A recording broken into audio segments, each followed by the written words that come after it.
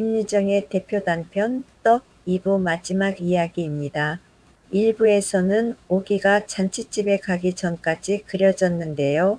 2부에서는 기막힌 잔칫집에서의 이야기가 본격적으로 펼쳐지며 오기의 처지와 주변의 시선이 더욱 또렷해집니다. 떡 2부.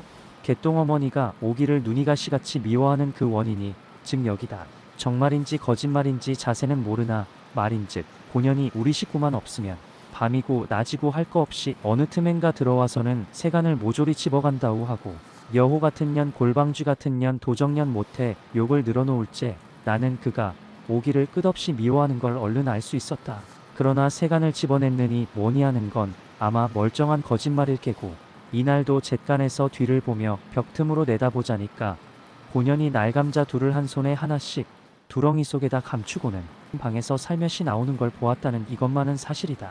오작 분하고 급해야 밑도 씻을 새 없이 그대로 뛰어나왔으랴. 소리를 질러서 혼을 내고는 싶었으나 제 애미가 또 방에서 끙끙거리고 앓는 게 안 됐어서 그냥 눈만 잔뜩 흘겨주니까 본연이 대번 얼굴이 밝아지더니 얼마 후에 감자 둘을 자기 발 앞에다 내던지고는 깜찍스럽게 뒷짐을 치고 바깥으로 나가더라 한다. 하지만 이것은 나의 이야기에 아무 상관이 없는 것이다. 오직 오기가 개똥네 방에 왜 들어갔을까? 그 까닭만 말하여 두면 고만이다.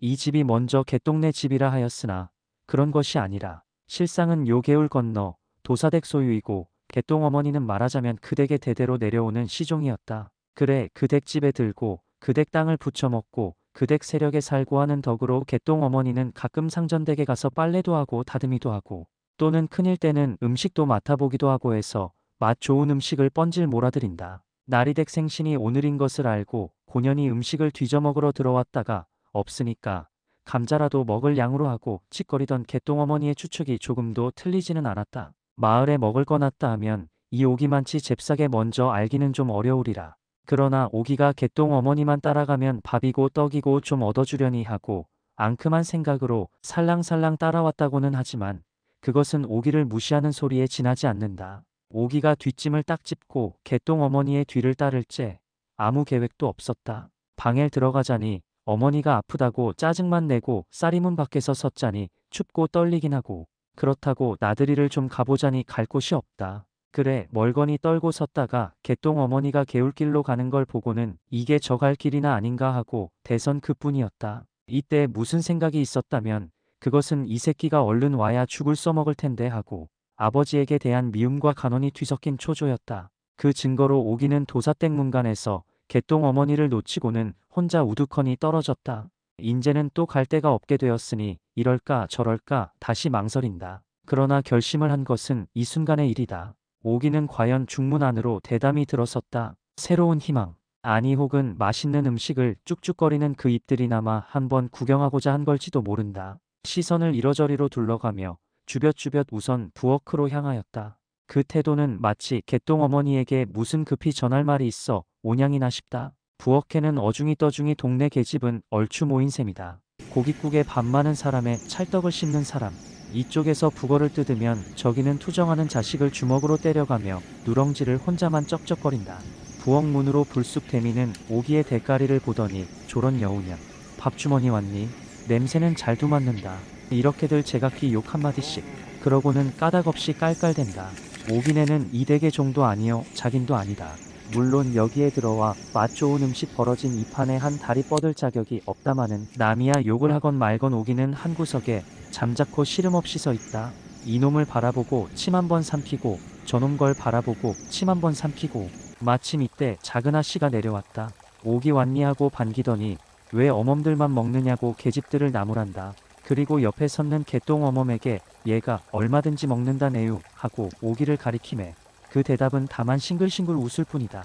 작은 아씨도 따라 웃었다. 노랑 저고리 남치마 10서너밖에 안 된 어여쁜 작은 아가씨. 손수 소뚜껑을 열더니 큰 대접에 국을 뜨고 거기에다 하얀 이밥을 말아 수저까지 꽂아준다. 오기는 황급히 얼른 잡아채었다. 이밥. 그 분량은 어른이 한때 먹어도 양은 조이 차리라. 이것을 오기가 뱃속에 집어넣은 시간을 따져본다면 고작 7, 8분밖에는 더 허비치 않았다. 고기 우러난 국맛은 입에 달았다. 잘 먹는다 하고 옆에서들 추어주는 칭찬은 또한 귀에 달았다. 양쪽으로 신바람이 올라서 곁도 안 돌아보고 막 퍼넣은 것이다. 계집들은 깔깔거리고 소곤거리고 하였다. 그러다 눈을 크게 뜨고 서로를 맞춰다볼 때에는 한 그릇을 다 먹고 배가 불러서 웅크리고 앉은 채 뒤로 털썩 주저앉는 조기를 보았다. 어디다 태워 먹었는지 군데군데 뚫어진 검정 두렁치마. 그나마도 폭이 좁아서 볼기짝은 통째 나왔다. 머리칼은 가시덤불같이 흩어져 어깨를 덮고 이 꼴로 배가 불러서 씩씩거리며 떠는 것이다. 그래도 속은 고픈지 대접 밑바닥을 딱딱 긁고 있으니 작은 아씨는 생긋이 웃더니 그 손을 이끌고 마루로 올라간다. 날이 몹시 추워서 마루에는 아무도 없었다. 찬장 앞으로 가더니 손뼉만 한 시루팥떡이 나온다. 받아들고는 또 널름 집어치웠다. 곧 뒤이어 다시 팥떡이 나왔다. 그러나 이번에는 오기는 손도 아니 내밀고 무언으로 거절하였다. 왜냐하면 이때 오기의 배는 최대한도로 늘어났고 겁안 바람 넣은 풋볼만치나 가죽이 탱탱하였다. 그것이 앞으로 늘다 못하여 마침내 옆구리로 퍼져서 잘 움직이지도 못하고 숨도 어깨를 치올려 씩씩하는 것이다. 아마 음식은 목구멍까지 꽉 찼으리라. 여기에 이상한 것이 하나 있다. 역시 떡이 나오는데 본즉 이것은 팥떡이 아니라 밤 대추가 여기저기 뼈져나온 백설기. 한번 덥석 물어대면 입안에서 그대로 스르르 녹을 듯 싶다. 너 이것도 싫으냐 하니까 오기는 좋다는 뜻으로 얼른 손을 내밀었다. 대체 이걸 어떻게 먹었을까? 그 공기만 한 떡 덩어리를 물론 용감히 먹기 시작하였다. 처음에는 빨리 먹었다. 중간에는 천천히 먹었다. 그러다 이내 다 먹지 못하고 반쯤 남겨서는 작은 아씨에게 도로 내주고 모로 고개를 돌렸다. 오기가 그 배에다 백설기를 먹은 것도 기적이려니와 또한 먹다 내놓는 이것도 기적이라 안 할 수 없다. 하기는 가슴속에서 떡이 목구멍으로 바짝 찝어치는 바람에 못 먹기도 한 거지만 여기다가 더 넣을 수가 있다면 그것은 다만 입안이 남았을 뿐이다. 그러면 그 다음 꿀바른 주악 2개는 어떻게 먹었을까? 상식으로는 좀 판단키 어려운 일이다. 하여간 너 이것은? 하고 주악이 나왔을 때 오기는 조금도 서슴지 않고 받았다. 그리고 한 놈을 손끝으로 집어서 그 꿀을 쪽쪽 빨더니 입속에 집어넣었다. 그 꿀을 한참 오기오기 씹다가 꿀떡 삼켜본다. 가슴만 뜨끔할 뿐 즉시 떡은 도로 넘어온다. 다시 씹는다. 어깨와 머리를 앞으로 구부려 용을 쓰며 또 한 번 꿀떡 삼켜본다. 이것은 도시 사람의 일로는 생각되지 않는다. 허나 주의할 것은 일상 고라만 온 굶주린 창자의 착각이다. 배가 불렀는지 혹은 골았는지 하는 건 이때의 문제가 아니다. 한갓 자꾸 먹어야 된다는 걸쌈스러운 탐욕이 오기 자신도 모르게 활동하였고 또는 오기는 제가 먹고 싶은 걸 무엇 알았을 그뿐이었다. 거기다 맛깔스러운 그 떡맛, 생전만 못 보던 그 미각을 한번 즐겨보고자 기를 쓴 노력이다. 만약 이 떡의 순서가 주악이 먼저 나오고 백설기 팥떡 이렇게 나왔다면 오기는 주악만으로 만족했을지 모른다. 그러고 백설기 팥떡은 단연 아니 먹었을 것이다. 너는 보도 못하고 어떻게 그리 남의 일을 잘 아느냐? 그러면 그 장면을 목도한 개똥 어머니에게 좀 설명하여 받기로 하자. 아 참 곤연되우는 머급디다. 그 밥 한 그릇을 다 먹고 그래 떡을 또 먹어요. 그게 배떼기지요. 주악 먹을 째 나는 인제 죽나보다 그랬슈. 물 한 모금 안 처먹고 꼬깃꼬깃 씹어서 꼴딱 삼키는데 아 눈을 요렇게 휩쓰고 꼴딱 삼킵디자. 온 이게 사람이야. 나는 간이 콩알만 했지요. 꼭 죽는 줄 알고. 추워서 달달 떨고 섰는 꼴하고 참 깜찍해서 내가 다 소름이 쪼옥 끼칩디다. 이걸 가만히 듣다가 그럼 왜 말리진 못했느냐고 탄하니까 제가 일부러 먹이기도 할 텐데 그렇게는 못하나마 배고파 먹는 걸 무슨 혐의로 못 먹게 하겠느냐고 되려 성을 발끝낸다. 그러나 요건 빨간 거짓말이다. 저도 다른 계집 마찬가지로 마루 끝에 서서 잘 먹는다 이렇게 여러 번 칭찬하고 깔깔대고 했었음에 틀림없을 게다. 오기의 이 봉변은 여지껏 동리의 한 이야깃거리가 되어 있다. 할 일이 없으면 계집들은 몰려 앉아서 그때의 일을 찍고 까불고 서로 떠들어댄다. 그리고 오기가 마땅히 죽어야 할 걸 그래도 살아난 것이 퍽이나 이상한 모양 같다. 따는 사나리나 먹지를 못하고 몸이 끓어서 펄펄 뛰며 알을 많지. 오기는 그렇게 혼이 났던 것이다. 하지만 처음부터 짜장 가슴을 죄인 것은 그래도 오기 어머니 하나뿐이었다. 아파서 들어누웠다 방으로 들어오는 오기를 보고 고만 벌떡 일어났다.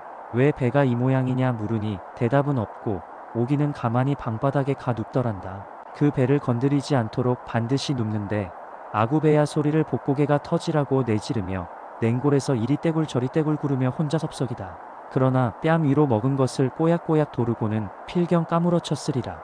얼굴이 해쓱해지며 사지가 축 늘어져 버린다. 이 서슬의 어머니는 그의 표현대로 하늘이 무너지는 듯 눈앞이 캄캄하였다. 그는 딸을 붙들고 자기도 어이구머니하고 울음을 놓고 이를 어째 몇 번 그래 소리를 치다가 아무도 돌봐주러 오는 사람이 없으니까 허겁지겁 곤두박질을 하여 밖으로 뛰어나왔다. 그의 생각에 이 급증을 돌리려면 점쟁이를 불러 경을 읽는 수밖에 다른 도리가 없을 듯 싶어서이다. 물론 대낮부터 북을 두드려가며 경을 읽기 시작하였다. 점쟁이의 말을 들어보면 과식했다고 죄다 이래서는 살 사람이 없지 않느냐고. 이것은 음식에서 난 병이 아니라 늘 따르던 동자상문이 어쩌다 접해서 일테면 귀신의 노름이라는 해석이었다. 그렇다면 내가 생각건대 오기가 도사댁 문전에 나왔을째 혹 귀신이 접했는지도 모른다. 왜냐 그러면 오기는 문 앞 언덕을 내리다 고만 눈 위로 낙상을 해서 곧 한참을 꼼짝 않고 고대로 누웠었다. 그만치 몸의 자유를 잃었다. 다시 일어나 눈을 몇 번 털고는 걸어보았다. 다리는 천근인지 한번 디디면 다시 떼기가 쉽지 않다. 눈꺼풀은 뻑뻑거리고 게다 서나품은 자꾸 터지고 어깨를 치올리어 여전히 씩씩거리며 눈속을 이렇게 조심조심 걸어간다. 삐끗만 하였다가는 배가 터진다. 아니 정말은 배가 터지는 그 염려보다 우선 배가 아파서 삐끗도 못할 형편. 과연 오기의 배는 동네 계집들 말 맞다나 헐없이 애벤 사람의 그것도 만삭된 이의 괴로운 배 그것이었다. 개울길을 내려오자 우물이 눈에 띄자 얘는 갑작스레 조가를 느꼈다. 엎드려 바가지로 한 모금 꿀꺽 삼켜본다. 이와 목구멍이 다만 잠깐 저렸을 뿐 물은 곧바로 다시 넘어온다. 그뿐 아니라 뒤를 이어서 떡이 꾸역꾸역 쏟아진다. 잘 씹지 않고 얼김에 삼킨 떡이라 삭지 못한 그대로 덩어리 넘어온다. 우물전 얼음 위에는 삽시간에 떡이 한 무더기. 오기는 다시 눈 위에 기운 없이 쓰러지고 말았다. 이러던 애가 어떻게 제 집에 왔을까 생각하면 여간 큰 노력이 아니요. 참 장한 모험이라 안 할 수 없는 일이다. 내가 오기네 집을 찾아간 것은 이때 썩 지어서이다. 해넘이의 바람은 차고 몹시 떨렸으나 오기에 대한 소문이 흉함으로 퍽 궁금하였다. 허둥거리며 방문을 펄떡 열어보니 어머니는 딸 머리맡에서 무릎하게 눈을 비벼가며 여지껏 훌쩍거리고 앉았다. 냉병은 아주 가셨는지 노상노렇게 고민하던 그 상이 지금은 불쾌하니 눈물이 흐른다. 그리고 놈은 쭈그리고 앉아서 나를 보고도 인사도 없다. 팔짱을 떡 찌르고는 맞은 벽을 뚫어보며 무슨 결기나 먹은 듯이 바하루 위험을 보이고 있다. 오늘은 일찍 나온 것을 보면 나무도 잘 판 모양. 얼마 후 놈은 옆으로 고개를 돌리더니 여보게 참말 죽지는 않겠나 하고 물으니까 봉구는 눈을 끔뻑끔뻑하더니 죽기는 왜 죽어 한나절토록 경을 읽었는데 하고 자신이 있는 듯 없는 듯 얼치기 대답이다. 제 딴은 경을 읽기는 했건만 조금도 효험이 없음에 저로도 의아한 모양이다. 이 봉구란 놈은 번시가 날탕이다. 계집애 노름에 훅하는 그 수단은 당할 사람이 없고 또 이것도 제줄알지 못하는 게 별반 없다. 농사로부터 노름질, 침주기, 점치기, 지우질, 심지어 도적질까지. 경을 읽을 때에는 눈을 감고 중얼거리는 것이 바로 장님이 왔고 투전장을 뽑을 때에는 그 눈깔이 밝기가 부엉이 같다. 그러건만 뭘 믿는지 마을에서 병이 나거나 일이 나거나 툭하면 이놈을 불러대는 게 버릇이 되었다. 이까진 놈이 점을 친다면 참이진 않은 용뿔을 빼겠다. 덕희가 눈을 찌끗하고 소금을 더 좀 먹여볼까 하고 물을째 나는 그 대답은 않고 경은 무슨 경을 읽는다고 그래 건방지게 그 사관이나 좀 틀게나 하고 낯을 붉히며 봉구에게 소리를 빽질렀다. 왜냐면 지금은 경이니 소금이니 할 때가 아니다. 아이를 포대기를 덮어서 뉘었는데 그 얼굴이 노랗게 질렸고 눈을 감은 채 가끔 다르르 떨고 하는 것이다. 그리고 입으로는 아직도 개거품을 섞어 밥풀이 꼴깍꼴깍 넘어온다. 손까지 싸느라고 핏기는 멎었다. 시방 생각하면 이때 죽었을 걸 혹 사관으로 살았는지도 모른다. 내가 서두는 바람에 봉구는 주머니 속에서 조그만 대통을 꺼냈다. 또 그 속에서 녹슨 침 하나를 꺼내더니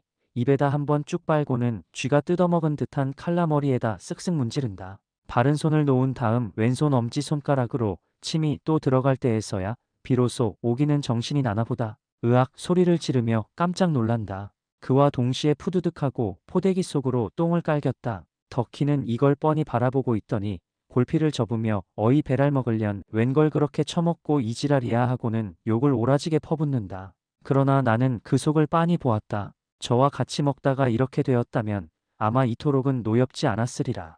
그 귀한 음식을 돌르도록 처먹고도 애비 한쪽 갖다 줄 생각을 못한 딸이 지극히 미웠다. 고년 고래싸 웬 떡을 배가 터지도록 처먹는담 하고 입을 삐죽대는 그 낯짝의 시기와 증오가 역력히 나타난다. 사실로 말하자면 이런 경우에는 저도 반드시 오기와 같이 했으련만 아니 놈은 꿀바른 주악을 다 먹고도 또 막걸리를 준다면 물다 뱉는 한이 있더라도 어쨌든 덥석 물었으리라 생각하고는 나는 그 얼굴을 다시 한번 쳐다보았다. 김유정의 대표 단편 떡 잘 들으셨나요?